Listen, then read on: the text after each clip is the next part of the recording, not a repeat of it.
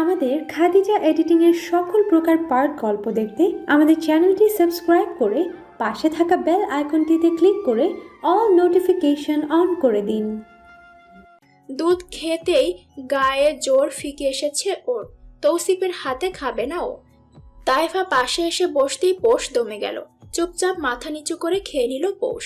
তাইফা পৌষের মাথায় হাত বুলিয়ে দিল, এটা ওটা বোঝালো। পৌষ কথা বলল না। তৌসিফ পৌষের মুখ মুছে দিতে দিতে বলল, তোমার চা আসছে, একটু পরেই। উঠে হাত ধুতে গেল তৌসিফ। একা পৌষকে পেয়ে তাইফা কথা তুলল। পৌষী, আজকাল তো যুগ ভালো না সোনা। ইলেকট্রনিক ডিভাইস আমরা এতটা ব্যবহার করি যে তা আমাদের শরীরেও ইফেক্ট ফেলছে। ফ্যার্টিলিটি সমস্যা এখন ঘরে ঘরে। তোমার বয়স পারফেক্ট সোনা, এখনই বাচ্চা কাচ্চা নিয়ে নাও। তোমারও একা লাগবে না। ভেবো না সেকালের আমি, তাই এসব বলছি। বা তুমি হয়তো ম্যারিড লাইফ এনজয় করতে পারবে না। বাচ্চা হোক, পালার মানুষের অভাব হবে না, তুমি এনজয় করবে। আজ প্রথম তাই অসুস্থ হয়ে পড়ছো এতটা। পৌষকে অবাক হওয়ার সুযোগ না দিয়েই তাইফা ওর হাত ধরলো, কাতর স্বরে আবদার করলো। আমি জানি তোমার হয়তো মা ডাক শোনার বয়স হয়নি, তবে আমার ভাই তৌসিফের তো বয়স হয়েছে বাবা ডাক শোনার। ওর শখ ইচ্ছেও প্রকাশ করে না। তুমি নিজে বুঝে নিও, শুধু ওকে একটু আগলে রেখো, দেখবে তোমাকে মাথায় তুলে রাখবে। বাসায় আসলে মিষ্টি একটা হাসি দিয়ে পানির গ্লাস এগিয়ে দিও, বিনিময়ে ও নিজের জান এগিয়ে দিবে। ও ভালোবাসার কাঙাল। সব থাকলেও আমার তৌসের ভালোবাসা নেই। নিজের সংসারটাকে বড় করো পৌষী। 3-4টা বাচ্চা যথেষ্ট হবে। পরে যদি তোমার মনে হয় তাহলে কম বা বেশি হোক। ভেবো না ননদ নাক গলাচ্ছেন পার্সোনাল ম্যাটারে। তোমাকে ছোট দেখেছি আমি, ননা শুধু সম্পর্কে। তোমার অনেক বড় আমি। তুমি অবুঝ পৌষী, তাই শুধু বোঝাচ্ছি। এত সম্পদ কে খাবে? সব তো তোমার আমার ছেলে মেয়েদেরই থাকবে বলো। পৌষের লজ্জায় কান লাল হয়ে উঠল। বড় আপা যে ওকে অসুস্থ দেখে কতটা উল্টোপাল্টা ভেবেছে যা বোঝা হয়ে গেছে ওর। এজন্যই কাজের লোক সহ বাকি ছেলে দুটো ওভাবে দেখছিল ওকে। আর বলে কি এই আপা, 3-4টা বাচ্চা কোথায় পাবে পৌষ? কি করবে? Import export? পৌষ জীবনেও না, ইহকালেও না। তার বুড়ো চরিত্রহীন ভাইকে বলুক বাচ্চা পয়দা করতে, কাজের বুয়া তো আছে। ও তাকেও কাজের বুয়াও বলা যাবে না, ম্যাডামের মাইন্ডে লাগবে। বাহ, চমৎকার। এইসব জ্ঞানীগুণী মানুষ কেন পৌষের জীবনেই আসে? অসহ্য।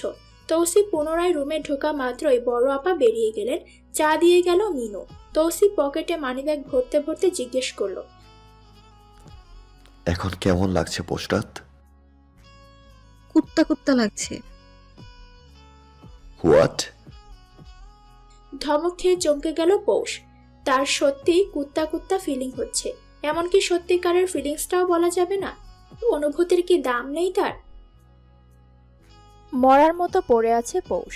এ যেন একুল ওকুল সব হারিয়ে বানের জলে ভেসে আসা এক আগাছা। অনুভূতি কেমন তা জানে না পৌষ। এই বাড়িটা তার কাছে কেমন জানি লাগছে। মানুষগুলো অদ্ভুত। তায়েফাও এখন নেই। নিজের ভাইয়ের গুণগান গেয়ে বড় ভাইয়ের ফ্ল্যাটে গিয়েছেন। তৌসিফ সেই যে বেরিয়েছে, আসার খবর নেই। ফিটফাট সদরঘাট হয়ে বেরোলো লোকটা। ভাবখানা এমন রাজ্য জয় করতে গিয়েছে। ও না থাকায় পৌষের লাভই হলো বটে। তৌসিফকে ভালো লাগে না ওর। কথা বলতেও রুচির অভাব অনুভব হয়। আশেপাশে থাকলেই ঘৃণায় গা রিরি করে। সেই লোকের বুকে থেকে তার ওই জঘন্য নোংরা হাতে কিভাবে পৌষ খেলো তাই মাথায় ঢোকে না। একটু আগেই গলায় আঙুল ঢুকিয়ে বমি করার চেষ্টা করেছে, লাভ হয়নি, উল্টো এখন মরার মতো শুয়ে আছে। পৌষের প্রশ্ন জাগ্রত হলো মনে। তৌফিক তালুকদার কি জানেন না ওদের বিয়ের খবর? তার অনুভূতি কেমন? আপন ছোট ভাই পৌষকে বিয়ে করেছে, এত বড় খবরটা নিশ্চিত লুকিয়ে থাকার কথা না। আর ওই মানুষটা কি জানে পৌষ তার অস্তিত্ব ও অতি শীঘ্রই হারাতে চলেছে? তার মধ্যে আত্মসম্মান আর কতদিন বেঁচে থাকবে পৌষ জানে না। ওয়াদা পূরণ করতে অক্ষম তার পুষি। পুষি তাকে ধোকা দিয়ে তৌসিফ তালুকদারকে বিয়ে করেছে। তৌফিক তালুকদার একথা শোনা মাত্র কেন ছুটে এলো না? তার কি উচিত ছিল না গত রাতেই এখানে আসা? পৌষ হঠাৎ করে উঠে বসল। গতকাল বিয়ের সময় নিশ্চিত তৌসিফ তালুকদার একা যায়নি ওকে বিয়ে করতে, তার সাথে আরো কিছু মানুষ ছিল। নিজের দুই ভাইকে রেখে তো আর তৌসিফ বিয়ে করেনি, এর মানে তৌফিক তালুকদারও ছিল সেখানে। আদরের ছোট ভাইয়ের বিয়ে দিয়েছেন নিজ হাতে নাকি সে নিজেই জানে না। মাথা চেপে ধরে পৌষ, উত্তর চাই তার। যদি তৌফিক তালুকদার জেনেই থাকেন তাহলে কেন এখনো পৌষের সম্মুখে আসছেন না? আকাশকুসুম ভাবনার মাঝে মিনু দৌড়ে এলো একটা ফোন হাতে। পৌষের হাতে ফোনটা ধরিয়ে দিয়েই রসিয়ে রসিয়ে বলল, মামা কল দিয়েছেন ছোট ভাবি, হোল্ডে আছেন। নতুন বউ রেখে গিয়ে শান্তি পাচ্ছেন না, গিয়েছে মিটিংয়ে, গুরুত্বপূর্ণ মিটিং, অথচ আপনার চিন্তায় কাজে মন দিতে। মিনুর হাত থেকে ফোনটা ছিনিয়ে নিল পৌষ। রাগে চোখ দুটো লাল হয়ে আছে ওর। এই মেয়েটাকে থাপড়ে দিতে পারলে বুকের অশান্ত ভাবটা কমতো। দু চোখের বিষ যেন এই মিনু, অসহ্যকর এক মেয়ে। ফোনটা ছিনিয়ে নিতেই মিনুর গায়ে লাগলো। কথা বন্ধ করে দাঁড়িয়ে রইল ঠায়। পৌষ এবার সত্যিই ধৈর্যহারা হলো। এই কাজের মেয়ের সামনে নিজেকেই ছোট মনে হচ্ছে ওর। কখনো কাউকে ছোট করে না দেখা পৌষ আজ পরিস্থিতির কবলে পড়ে বদলে গেল যেন। ধমকে উঠল উচ্চ স্বরে, যাও এখান থেকে। মিনু জ্বলন্ত চোখে তাকিয়ে রইল, তবে নড়ল না। পৌষ অবাক না হয়ে পারল না। সশব্দে পুনরায় ধমক দিতেই মিনু দৌড়ে বেরিয়ে এলো। ঠাস করে দরজা লাগানোর শব্দ কানে এলো।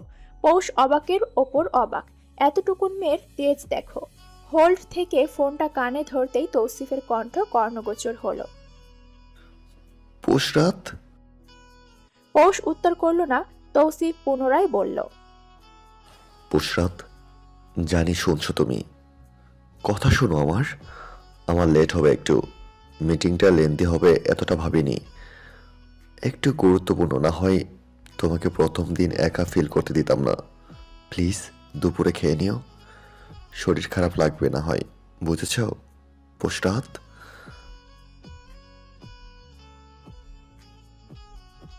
কাজের মেয়ে অলরেডি বলেছে আপনাকে, আমাকে নিয়ে ভাবতে হবে না। ইচ্ছে করেই কাজের মেয়ে শব্দটা উচ্চারণ করলো পৌষ, তবে লাভ হলো না। তৌসিফ যেন শুনেও শোনেনি কথাটা, শুধু বলল, বউ আমার তুমি পোশরাত, আমি ভাববো না তো কে ভাববে? এত সব রঙের কথা পৌষের ভালো লাগে না। রং তামাশা ভরা কথা শুনিয়ে শুনিয়েই হয়তো মেয়ে ফাঁসায় এই লোক। ফোন কেটে চুল খামচে ধরে পৌষ, বিড়বিড় করে বলে, ওই পাগল হয়ে যাব। দুপুর দিকে গোসল করে চুল আঁচড়ে পৌষ রুমে পায়চারি করছে। সমান তালে নখ কেটে যাচ্ছে দাঁত দিয়ে। অতি টেনশনে দাঁত দিয়ে নখ কেটে টেনশন কমায় পৌষ। হেমু ভাই দেখলেই দিত এক ধমক। চৈত্র এখন দাঁত কেলিয়ে হেসে বলতো, আপা নেইল কাটারের খরচ বেঁচে যাচ্ছে। মেঝো চাচি আবার এটা দেখে বলতো, ইনিমিনি নাকি ওকে দেখেই দাঁত দিয়ে নখ কাটা শিখেছে। পৌষ অবশ্য এসবে পাত্তা দেয় না। ওর ধারণা কেউ কাউকে দেখে কিছু শেখে না, মানুষ স্বাধীন চেতা। জ্ঞান বুদ্ধি হওয়ার পর মানুষ সেটাই করে যেটা তার মন চায়। আরেকজনকে দেখে সে হয়তো ধারণা নেয়, কিন্তু বদ অভ্যাস আয়ত্ত তো আর ওই মানুষটাকে করে দেয় না। মন বিষিয়ে যাচ্ছে ক্ষণে ক্ষণে পৌষের। ইচ্ছে করে ফোনটা গত রাত অফ করে রেখেছিল, না হলে এতক্ষণে কল এসে যেত। পৌষ চাচ্ছে না আপাতত কারোর সাথে কোনো প্রকার বাক্য বিনিময় করতে। কেন কথা বলবে পৌষ? কি দায় তার? জাহান্নামে ঠেলে দিয়ে কল দিয়ে ঢং করে জিজ্ঞেস করবে কেমন আছে সে। পৌষ চায় না ওর রাগ ভাঙুক, কোনোদিন না ভাঙুক এই রাগ। এই রাগে পৌষের মরণ হোক, তবুও না ভাঙুক। তৌসিফের ওপর রাগটা কতটা যুক্তিযুক্ত পৌষের মস্তিষ্ক তা বুঝে উঠতে পারছে না। যেখানে আপন মানুষেরা মুখ ফিরিয়ে নিয়েছে, সেখানে তৌসিফ কোন ক্ষেতের মূলা? মামা তো এখন বাসায় নাই, গোসল কেন করলেন ছোট ভাবি? বিস্ময়ে চোয়াল ফাঁক হয়ে গেল পৌষের। এতটুকু মেয়ের মুখের একই ভাষা। হ্যাঁ, পৌষ মানছে গ্রামের মেয়েটা একটু চটপটে হয়, মুখের লাজ তার কম, তাই বলে এসব প্রশ্ন করছে সে? হায় কপাল, কি দিন চলে এসেছে পৌষের। এখন কিনা হাঁটুর সমান মেয়েকে উত্তর দিবে কেন গোসল করেছে। সকালেও নিশ্চিত এই কারণে পৌষ খুঁটিয়ে খুঁটিয়ে দেখছিল মিনু। তরতর করে রাগ উঠে গেল পৌষের মাথায়। হাত পা ঝিমঝিম করে উঠল রাগে। এক হাত ঘাড়ের পেছনে বুলাতে বুলাতে দাঁতে দাঁত চেপে বলল, বেরো। মিনু সরল না, বরং খিলখিল করে হাসতে হাসতে জানালো, ও মা, ছোট ভাবি রেগে যাচ্ছেন কেন? মামা আপনাকে খেতে যেতে। চুপ, বেয়াদব কোথাকার, বেরো এক্ষুনি, যা আমার রুম থেকে। চোখের সামনে এলে থাপড়ে গাল লাল করে দিব, ফালতু ঝোনা পোলাপান। মিনুর হাসি মুখটা সহসা থমথমে হয়ে এলো। এত বড় অপমান আর এতগুলো কড়া কথা ওকে শোনালো এই একদিনের মেয়ে। টলমলে চোখ দুটোতে শুধু রাগের লেলিহান দেখতে পেল পৌষ। মিনু শুধু নীরব রইল, মাথাটা নিচু করে চলে গেল বাইরে। এ যেন অতি গম্ভীর ভাব নিয়ে বড় একজনের প্রস্থান ঘটল। চুল থেকে পেঁচানো টাওয়ালটা খুলে ফেলল পৌষ, রাগে ছুঁড়ে মারল ফ্লোরে। তার মাথা এখন ভো ভো করছে, মনে হচ্ছে গাড়ির ইঞ্জিন চালু দিয়েছে কেউ ওর মাথায়। ধপ করে বিছানায় উল্টো করে বসে পড়ল ও। কোনো নোংরা জায়গায় এসে পড়ল পৌষ। পিহা ছোট ছোট পা ফেলে হেমন্ত রুমের সামনে এলো। দরজা ভেড়ানো দেখে ধীর পায়ে রুমে ঢুকলো ও। বিছানায় এলোমেলো কিছু কাপড় রাখা দেখে পিহা যতটুকু পারল ভাঁজ করল। এত কাপড় সে ভাঁজ করতে পারে না। হেমন্ত ওয়াশরুম থেকে বের হতেই দেখলো এলোমেলো কাপড়গুলো তার কেউ ভাঁজ করেছে, তবে এটা ভাঁজ বলা যাচ্ছে না, পেঁচিয়ে আরো কাপড়ের 12টা বাজিয়ে রেখেছে। তার চোখ পড়ল বারান্দায়, দিন দাহারে গাছে পানি দিচ্ছে পিহা। না চাইতেও এবার হেসে ফেলল হেমন্ত। নিজের কাপড়গুলো গোছাতে গোছাতে বলল, পিহুরানি, হ্যাঁ বলো। কাপড় ভাঁজ করেছিস? করলাম তো। এখন কি করিস? গাছে পানি দেই। হেমু ভাই, দেখে যান। এই দুপুরে গাছে পানি? মরে যাবে না? দুপুরে খাবার খেলে কি আপনি মরে যাই? মরি না তো, তাহলে গাছ কেন মরবে হেমু ভাই? হেমন্ত কাপড়গুলো ড্রয়ারে রেখে বারান্দা এলো। পিহা গুজো হয়ে পানি দিচ্ছে, পেছন থেকে ওর চুল টান দিল। পিহা হাসি মুখে তাকালো, হাতে একটা বেগুনি রঙের ফুল নিয়ে সোজা হয়ে দাঁড়িয়ে বলল, বোম গাছের চারা কে লাগালো হেমু ভাই? পোষ? পিহা হেসে উঠল। এই গাছ বাড়ির আশেপাশে অযথা হয়ে থাকে, বেগুনি রঙের ফুল ধরে। গাছের বিচিগুলো শুকিয়ে গেলে বাচ্চারা ওগুলো পানিতে ফেলে, এতেই ঠুসঠাস শব্দ তুলে ওগুলো ফুটতে থাকে। এজন্য অঞ্চল ভেদে এটাকে এখানে বলে বোম ফুল। পৌষের ভীষণ পছন্দ এটা।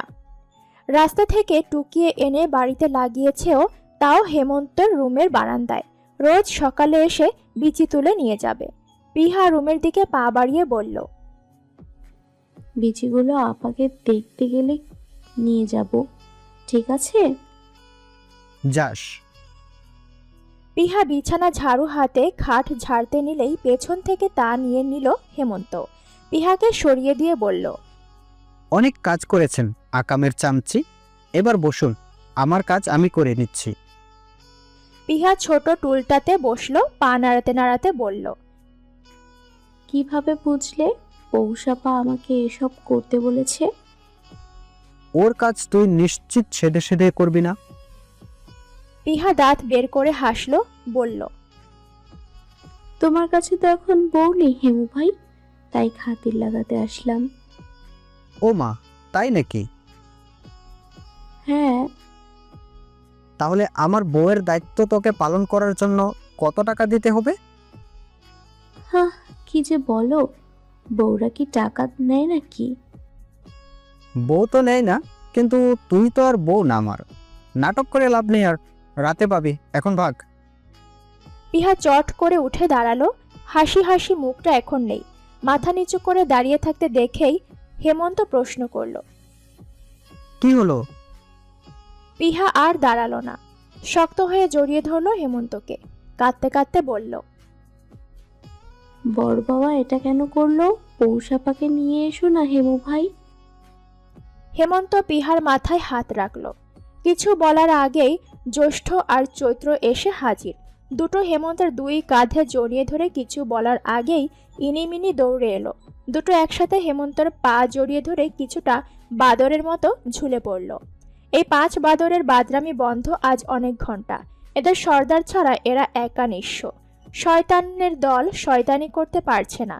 যেই হেমন্ত এদের ধমকে ধমকে রাখত সর্দারের অভাবে, এরা সেই হেমন্তের কাছে এসেছে। সবগুলোকে নিজের থেকে ছাড়িয়ে বিছানায় বসালো। এদের মন ভালো করা কঠিন কাজ নয়, তবে আজ কঠিনই মনে হলো। শরীর থেকে নামালেও আবার বেয়ে বেয়ে ইনি মিনি হেমন্তের কোলে উঠল। দুটোকে পায়ে বসিয়ে হেমন্ত জিজ্ঞেস করলো,